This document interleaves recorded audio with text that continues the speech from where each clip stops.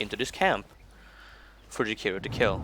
Or Oh, to kill, sorry. Looks like we're gonna get a Venomous Gale over on this Jakiro. He's actually taking a lot of damage. The Wildkin Tornado trying to do anything to help him, but he's getting low. He's getting double teamed, really. In fact, they end up trying to go on the Rubik. He's gonna get first blooded, but at the same time, Rubik ends up going down to the Chen as well. Chen's gonna look. He's gonna do a really heavy damage test of fate, the max damage, which allows him to pick up the kill. So that's a double kill for the Chen. That hit 100 pure damage there with that test of faith.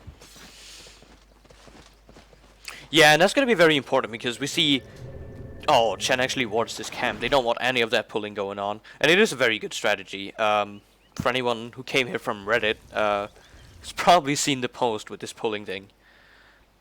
Just Rubik jungling, I think it's called. Just so effective. Yeah, definitely. Man, it's a pretty interesting pull.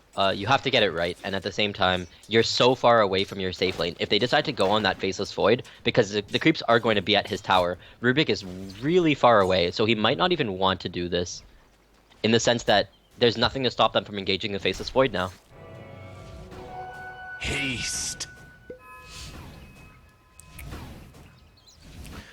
We don't really see much action going on this early on, but we might see action top actually as Venomancer heads up here with a haste rune. This is exactly what they need. Venomancer needed to shift really early on to be able to deal with this Templar Assassin. He does not have the meld actually, and this is going to be an easy kill. I leave the temple. Well done. And this gives a huge advantage to Bounty Hunter early on.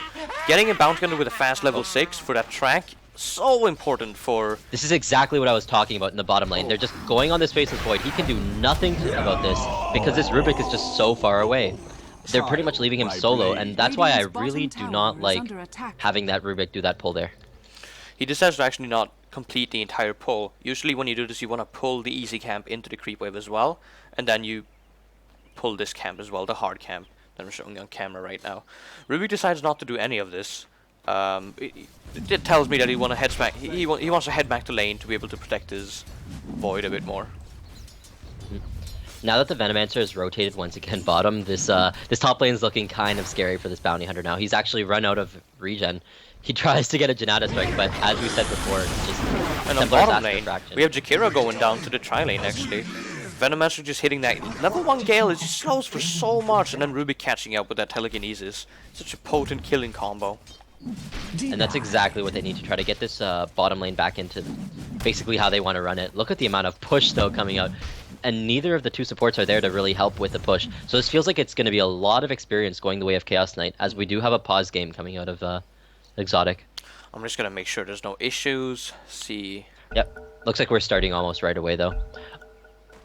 Bottle on the way for the Sand King. He didn't actually end up going for a Bottle Rush. He opted to go for 2 gauntlets there to just increase his health by just a little bit as well as his damage output. But look at the bottom lane right now. These 3 creep waves really just going to this Jakiro as well as the Chaos Knight. Chaos Knight already sitting at level 4.5, and after this he's going to be a little bit closer to level 5 compared to the Faceless Void. Faceless Void is also actually doing pretty well there, mainly because of the fact that he has been getting some of that solo experience. Rubik opting to go for another pull here.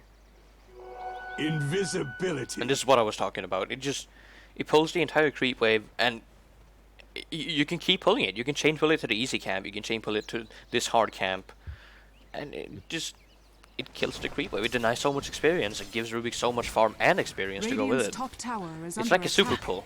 Just kind of. Chen wanting to exert his dominance over the mid lane, runs his Centaur in just to get a stomp on Veno. It looks like they actually might end up going on here. Venomous Gale hits the Invoker as well as the Sand King's Burrow Strike. Are they going to be able to get this kill? Nice Cold Snap though coming out. Are they going to get the return kill? They end up getting it. Wow.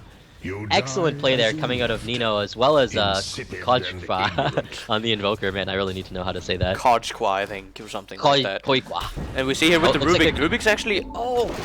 No, he's going to be fine. Chaos Knight attempting to get the kill on him, but just is not successful. Due to that telekinesis, it's just so versatile, allowing you to use it in so many ways. Kojqua. Kojqua. I'm going to call him Kojqua. probably like terribly wrong. I'm probably butchering it, but that's okay. Looks like on the mid lane they do want to get this Invoker again. I don't know if he's gonna be able to do anything about it. He does look like he's gonna be okay though with those 2 levels in his quas. Is he gonna get a return kill again? Oh my god, excellent play coming out of this Invoker. This is not what you want to have happen here. Oh, definitely not. In fact, I'd go so far as say as this Invoker is actually winning this lane really, really hard. You see him actually topping the CS right now. Tied with his teammate Templar Assassin, I suppose. But Templar Assassin did die, so just this Invoker just has so much dominance in his lane now, so much presence, and I don't think they can take that away from him. Excellent play coming out of him. That's the problem, like they don't have that much damage output. They have the slow factor into effect with that Venomous Scale, but at the same time, the Venomous Scale is not what's going to be doing the damage. Apart from that Burrow Strike being at level 3 and doing around 220 damage, they don't really have much else besides their right clicks. You see Chen rotating into this mid lane. Perhaps might looking to find a kill, but ends up not going for it. Bounty Hunter also rotates into this mid lane, and he does have that level 6 now with the track, and that gives them so much killing power. What this allows them to do is tower dive the Invoker, perhaps, because it gives so much more movement speed when chasing someone who is tracked. At the same time, he didn't opt to go any levels in Shuriken Toss, which is quite surprising. Yeah, usually you see people take at least 2 levels in it, because the first 2 levels are a massive damage increase, and a level 2 Shuriken Toss does a 200 magic damage, I believe. Yes. And it's so good. Invoker opting to cold snap a creep there to get the last hit. That's pretty funny. I wonder if he's gonna go for what I think he's gonna go for. Most likely not. He's probably opting to go for a 4-staff there. Smoke gang coming in from Chaos Knight and Jakiro right here. Are they gonna catch this Rubik? Oh! So close. But they don't end up getting him. Chen is rotated in here as well. They might actually try to bait a turnaround. Looks like the stun ends up going off. They actually deal with that illusion relatively clear from the Sand King, so all their presence is known. They do know that they have 4 people up on this mid lane, which is going to allow Void to get a little bit of free farm going on. He hasn't really been able to do much of that, sitting at only 24 CS in 7 minutes and a half. We see Templar Assassin get ganked by Venomancer once again, but this time she does have Meld. It looks like she actually wants to have a turnaround happen here. She knew that he was there, so she might actually end up getting this kill. She is going to, but she's probably going to go down for efforts, and she does. That 1-for-1 exchange is a little bit less good for the Templar Assassin, if only because of the track that that both the Venomancer as well as the Bounty Hunter got there. Track, of course, giving that extra gold on kills to everyone present. This is going to be a really straightforward tower pickup. It's going to be the first one of the game as well. The Fortify, of course, was used a little bit before then.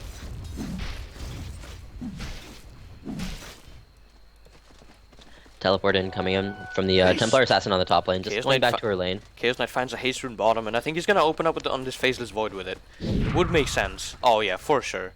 There's no way this Faceless Void is going to get away. He does have his ultimate up though, so we'll see if he decides to use it defensively here. Ends up using it. He's going to try to turn around, actually. Jakiro making a really big mistake there, getting into the running into the Chronosphere. He's going to go down, actually, this Chaos Knight. They're going to try to turn around on this Jakiro as well. We'll see if he manages to get out. The track does go on him, so, and a nice dash there. Getting the turnaround have the kill as well, which is very important because he does need that gold. He hasn't really had the best of time bottom. Letting him have that track kill kind of lets him back into the game somewhat. Radiant's top tower is under attack. That was a bit of a shaky play there coming out of Atsi. He had time to avoid the Chronosphere completely, but he ends up running into it. Kind of a kamikaze play there. The orbit level pops. Okay, I'm done. I'm done. I'm a terrible person for saying that. Looking towards top here. Top we actually see Chen looking to perhaps get a gang going on this Venomancer. This is really an ideal time for the Sand King to be here as well, though. He wanted to go there with the Chen, as well because the tower is so low. They actually end up getting the tower kill there because of that Chen's presence there between the tier 1 and the tier 2 tower.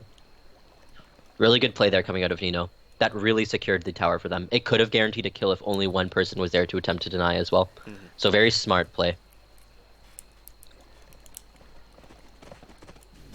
The 4-staff ends up being picked up by the Invoker. Unfortunately, no Dagon plays, but, you know. 4-staff just allows him so much more mobility, though.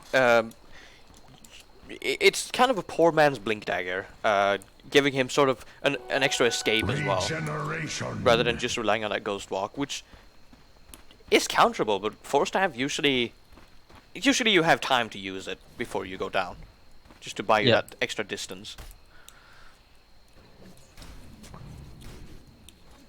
Looks like the pressure is now going to be made on this bottom outer tower, trying to take all outer towers before this game really enters the mid game. There, WhA Asian sitting on about a 3,000 gold advantage. The experience is relatively even though. Radiant's bottom tower is under attack. Wow, Nino just Chen is so really, aggressive right here. really out there in terms of how far away he was. He almost ends up getting a solo kill on that Venomancer. Of course, 5 heroes from the Radiant there to deal with this, so unfortunately it was for naught. A little bit too aggressive there from Nino. They did have the aggressive ward, so they knew that there weren't going to be any TPs incoming, but typically most teams will react to tower pushes, and you have to assume that there's going to be more people there to help out this Venomancer. Faceless Void's opting for the Treads pickup early on. He got that relatively early as well, but that kind of tells me that he's not going to go for a more normal Battle Fury type build. He might end up going for the Maelstrom, if only because it's going to be really late when the Battle Fury starts getting put into effect there from that Faceless Void. Yeah, typically we see when Faceless Void doesn't really have the best start, he goes for that Maelstrom because it's a better mid game item, and he does buy the Mithril Hammer. It can't really be any other item. It could be, I guess, a straight BKB, but that's a bit risky because then you end up with a Faceless Void hitting, not with a hammer, but rather with a noodle. He doesn't really do any damage. Yeah, exactly. I mean, unfortunately his damage output would be so low there. Of course, he wouldn't be able to get hit by that Invoker in terms of his spell damage that he has, but at the same time, Templar Assassin and Chaos Knight still able to dish out a decent amount of physical damage. Yeah. TA getting closer and closer to what should be her Blink Dagger to be picked up here, sitting at 2,000 gold, so only about 150 away there. She'll have it after this creeps, I believe? Very close to it, at least. Yeah. Sitting at around 10 gold away. Just try and find me. Oh, Bounty Hunter finding Invis. Is Bounty Hunter going to go on this? Looks like he's going to go on the Invoker. He's going to get a nice Yaneda off. Excellent Ice Path there to block the way, though. Yeah. Exactly what he needed to do. And we did see that Force Staff come into use there. This Force Staff is his only escape right now. He didn't opt to take any levels of Wex early on. Typically you see at least one level to be able to unlock that Ghost Walk to escape with that, but Force Staff proves to be enough for him this game. Really excellent invoke there to get that Ice Wall though, just to guarantee that he is okay at the end of the day. The Blink Dagger has been picked up in this Templar Assassin. We'll see if she decides to be a little bit more aggressive now. She's sitting at 1 and 2. Of course, a 1 kill being before on that, it was on the Venomancer when they came to gank her. In terms of CS though, I mean 72 for this Templar Assassin and 60 for the Chaos Knight. Really on top of their game right now. If you look at the CS, 4 out of the top 6 are on the Dire. So that's going to be a little bit of an issue going into the mid game and the late game from Team Exotic here. Yeah, the laning phases went so well for WhA Asian.